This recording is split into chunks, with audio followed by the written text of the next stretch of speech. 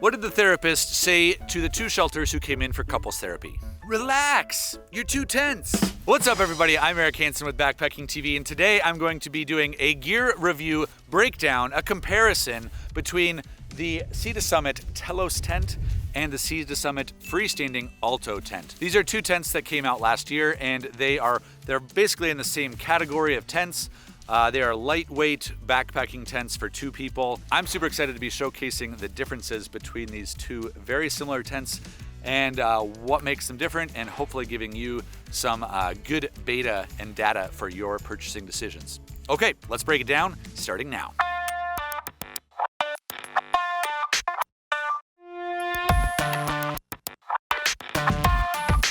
So I'm out here camping and backpacking with Mr. Dan Becker.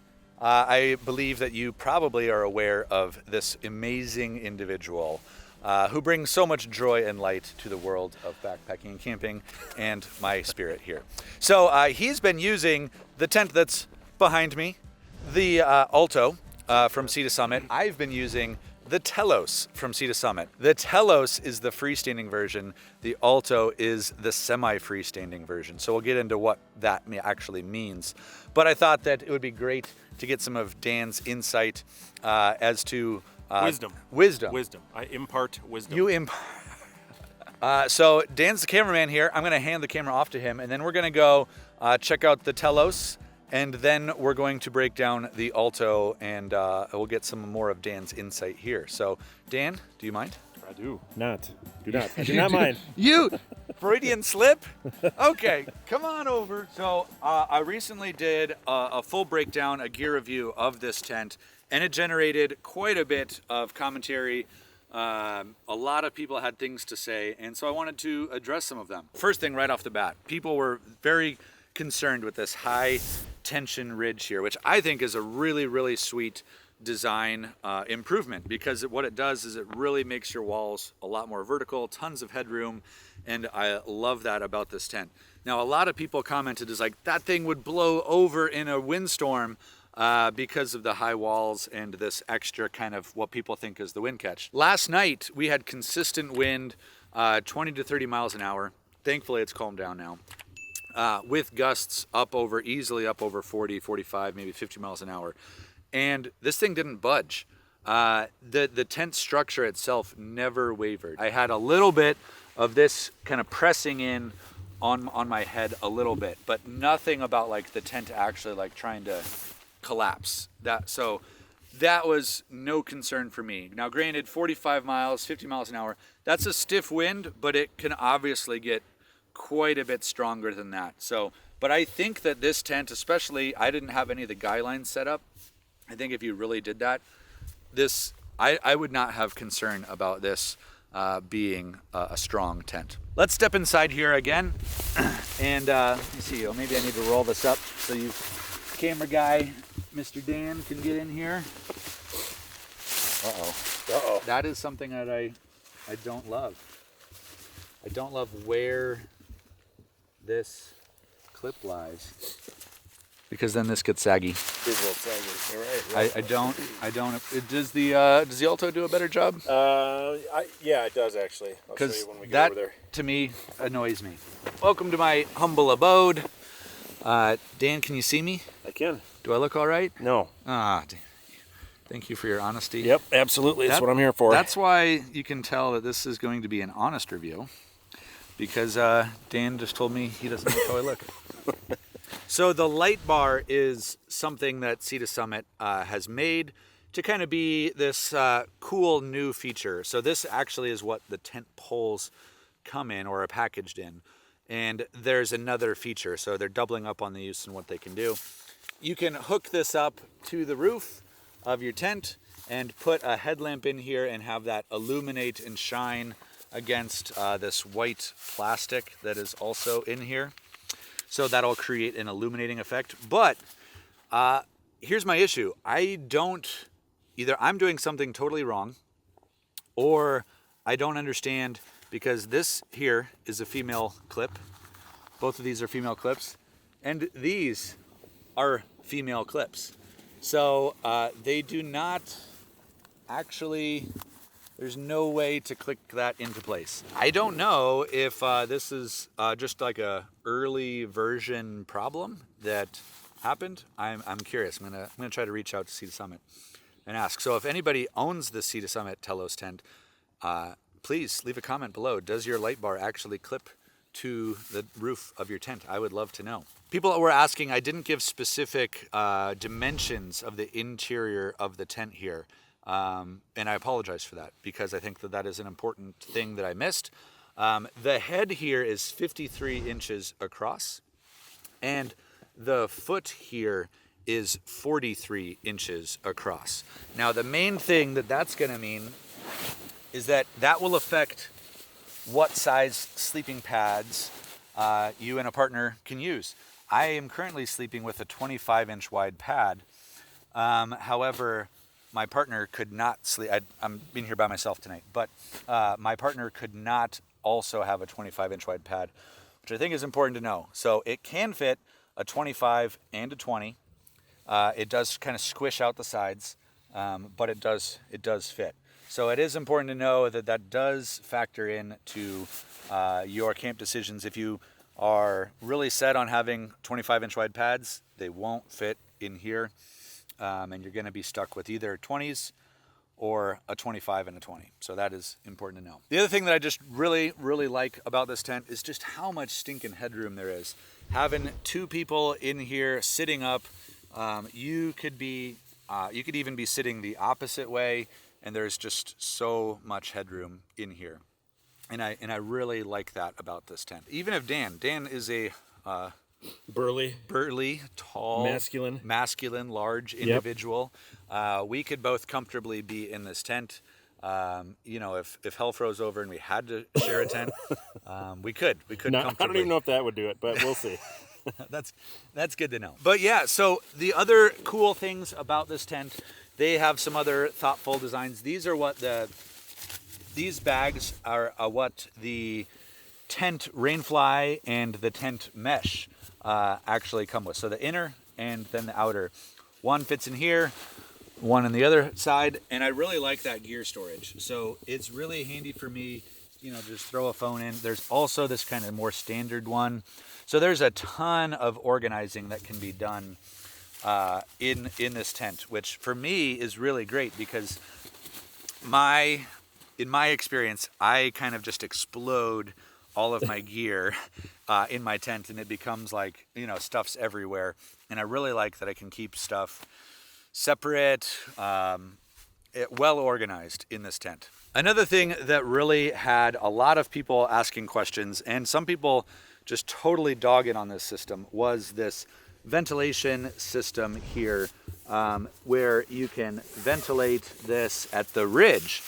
Now, the idea behind this is that it's at the apex of the tent, and so all your hot air, condensation, moisture is really going to easily escape out of the tent and really help reduce that condensation inside your tent at night. But a lot of people were thinking like, man, you're going to get water that pools up and then comes back inside the tent. And I honestly don't know what they're talking about. I have not experienced any of that issue. I have subjected this to as much moisture as I can in sunny climates with my garden hose, and it certainly had no problems, dousing it and all that. But even just looking intuitively at how this would need to have a really driving rain to enter into your tent at all. And I just think if you set this tent up correctly and you properly tension it out, there's no way that water is going to be pooling up so much so that it's going to fall back into your tent. So I don't know where that rumor came from. I just don't believe it. If that was honestly your experience, I want to hear from you. But I don't see that happening. I really like this high ridge ventilation system because a lot of venting systems I see are much lower on a tent, and then that moisture, as it builds up in the tent, it stays stuck up in the top. So I just think that this is a really nice design. This tent, I believe, has actually increased in price, if you can believe it. It was $499 at the time of my last review, and I just checked, and I don't know what's happened, but it is now registering online for $559. So an additional $60, which, whoo boy, you better have some coin disposable for that if this is going to be your purchase. But I will say that I think this is a super solid tent. This clocks in at 3 pounds 10 ounces, which again generated a lot of commentary. I do not consider that to be ultralight. So a lot of people were thinking, like saying that I was wrong. This is not an ultralight tent. You're right. It's not an ultralight tent. In the sub 4 pound category, I call it a lightweight tent, not an ultralight tent. And I think that this is a great tent. It's kind of a luxury tent. It has a lot of features. It has a lot of headroom. And this would be a great tent if you like and don't mind carrying that extra, say, 1 pound for just having some really comfortable features in your tent. Now, I want to head on over, just over here to our camp and go break down the Alto tent with Dan's wisdom and advice. So we've moved over to the other side of the camp. Dan was very far away from me last night, rightly so, he needed to be. But he's got the Alto from SEATOSUMMIT. This is the 2-person version, and so I want to get his thoughts. So wisdom, right? We established that already. Yep. So I'm going to go behind the camera now and turn it over to Dan. All right. So the SEATOSUMMIT Alto. So what I think is the big difference between these two tents is, well, other than that's a fully freestanding tent, this is a semi-freestanding tent, is that it's going to really require 2 stakes to stake it out properly. A fully freestanding tent just means that the pole structure is going to hold up the entire tent, and you will likely not have to stake it out if there's no way to get stakes in the ground. You can still utilize the tent. Otherwise, although you will still have to stake out the vestibules. Semi-freestanding though, I got to stake out the head end, which is odd for a semi-freestanding tent. Yeah. But this also makes it lighter, like quite a bit lighter. There's basically a single spine structure going along there. Yep. And then in order to get the rest of the tent, you need to stake out this corner and that corner. Which actually on most freestanding tents, it's on the opposite end though. What I've noticed. Usually it's at the foot. Yeah, so I'm intrigued as to why it's at the head here. I don't know, but just a design feature. It's, I believe, 11 ounces lighter. Yep. Significant, so it's under 3 pounds. Yep. Which is nice because that's, I think, a mental barrier for a lot of people. Yep. If you got to carry more than 3 pounds in a shelter, they're just not going to do it. Forget it. I'm done. Yeah. I gotcha. Yeah. You're asking if this rolls up a little bit nicer. I think this does. So you can that see is so much nicer. Why? What the heck? I don't know. I'm not really sure, but it doesn't. It's a little further this way, up, so it's more in the middle. I'm probably just better at rolling vestibules than you have more experience with rolling. Yeah, that could be papers, rolling, whatever. What? But the other trade-off is that the foot end in here is pretty slim. I think we measured, we checked the website. The specs say 38 inches. 38 inches. Yeah, so you're not getting 25-inch wide pads in here. You could get one 25-inch wide pad in here, and then you're not getting a second pad in here, or you could get 2 20-inch wide pads that are tapered. This is a rectangular sleeping pad that's in there, and you can see it takes up more than half. So you could maybe squish 2 20-inch pads, I'm assuming. But if you had a more tapered design on the pad, this is fully rectangular, then I think you'd have an easier time with it. So that's to be noted. It would be a bit of a tight squeeze, I think, with 2 20-inch pads in there. Yeah. Which to me, I am very curious about that. Yeah, I don't know. But as far as the headroom in this tent goes, it's amazing. Do you want to look at it? Oh, yeah. Okay. So not only the headroom, but also just the amount of room at the head sideways. It's 53 inches across.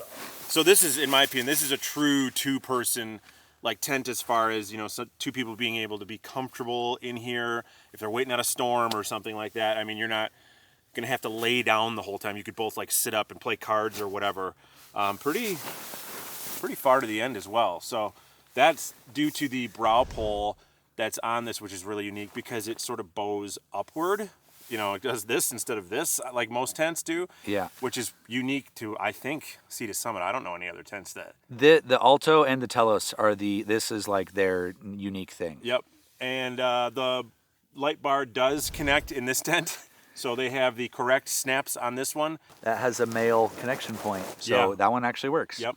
I do. I've had this in lots of different weather conditions: warm, very cold, deep snow. I took it in December in northern Wisconsin, had it in about 1.5 feet worth of snow, and zero condensation, which was mind-boggling to me. I couldn't believe that there was no condensation inside of my tent at all, like not even on my sleeping bag. Was that because of the high? I think it was. I had it ventilated. Yeah.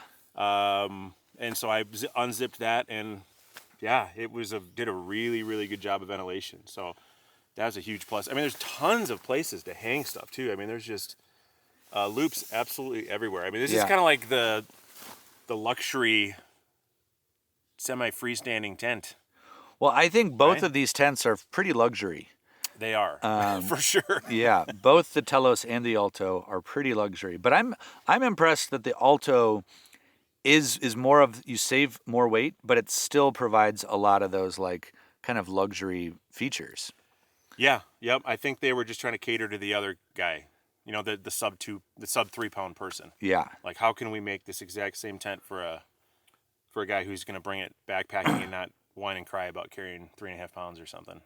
Well, so I think that the biggest difference for me is that footbox being more narrow. Mm-hmm. But if you are a person like me, who camps in places like Red Rock Country, Sedona, deserts, the biggest thing, let's step outside of the tent real quick. Yeah, well, can I say something real quick? Oh, yeah, go for it. Okay, sorry. You still can connect the bags in here on this tent, so it's very similar. Yeah. Like the stuff sack bags, and you still have pockets. They're right here, so I mean it's almost identical. I just wanted to get that out. So it has the same features. Yeah. It's just you're not having the tent pole. You're not having the tent pole stake out for the fully freestanding, and you have a more narrow footbox. Yep, that's pretty, and you're lighter weight. Yeah, so that's how you save the weight. Yep. And come out here. So who should be buying what version? Well, I think that a lot of people, I actually am pretty impressed with this tent. I love that extra 11 ounces of weight savings. However, I'm often camping in rocky terrain here where simply getting a stake in can be a mission. Yep. So I often have to build these like just piles of rocks in order to get the structure, which honestly would give me pause. So that's why I generally lean towards fully freestanding tents, because I'm often, just so much of my life, I'm camping where there's very little soil. But Dan here, does a lot more camping in other terrain where soil is, plentiful. Bounties of soil. So much soil. That's the main selling point. We got soil. Yeah. But so what that does is it means that it's very easy to just drive in a stake and get that fully tensioned out and no problem. You don't even think twice about it. So if that's you, then I would go lean towards saving this weight. However, the foot box being more narrow, that also is a big consideration for me. The price is very comparable on these two tents. So this one, I just checked SEATOSUMMIT's website, checks in at $499, so $500. I believe 6 months ago this one was $450. Yeah, I think so. I think they raised their prices. Either the demand is up, everybody's running and going and buying it, or they're having supply issues. But so anyway, $500 for this one, and $559 for the Telos. So either way, that's a chunk of change. That's a pricey tent. Backpack quite a lot. Quite a lip. Quite a lot. Oh boy, we're falling apart here, Dan. But yeah, do you have any final thoughts on these? Like, seeing this one now, because you haven't actually backpacked to the Telos, is there anything about that one that you are like, that makes me want that one instead? Yeah, the fact that almost all four sides are completely vertical. Yeah. It's almost like a actual cube. Yeah. That's enticing, especially like if let's say you camp with kids. Yeah. And you can divide up the weight really easy with that package system. Yeah, I really like that. So if you are a sub 2 or 3 pound person, it's easy to do with two people. You can just hand the poles off to somebody. Yeah. So yeah, that's enticing for me, a dad who's got, backpacking with his kids. Yeah, you could probably fit the whole family in there. I could, all 5 of us easily. Well, maybe not there, but yeah, either way, these are both solid options. I really like them. I am super impressed with SEATOSUMMIT's new tent lineup. I think that they're great tents for backpackers who I think that you got to be this shouldn't be your first tent. because there are cheaper tents you can Yes. get, a little bit easier to set up. These are very luxurious tents though. So if Yeah, you they are really passionate about backpacking and you have that spare coin, then they're awesome. So go for it. Thanks so much for watching. If you have any thoughts or questions, please leave them in the comments below. I'd love to hear from you. Dan will be moderating everything on here. He's going to 100%. he's dedicating the rest of his If life. you make fun of Eric, it's all staying there. He's going to pin your comment. That's right. Also, I'm sure that you're already subscribed to Dan, but if you aren't, make sure that you're heading over to here. So here's going to be a link to Dan's channel and to one of my favorite videos of Dan's. So make sure you go check that out. And we're going to go hang out and enjoy Sedona Red Rocks. Yeah, let's do it. Anyway, I'm Eric Hanson with Backpacking TV. This is Dan Becker with Dan Becker. Dan Becker. So we'll see you later.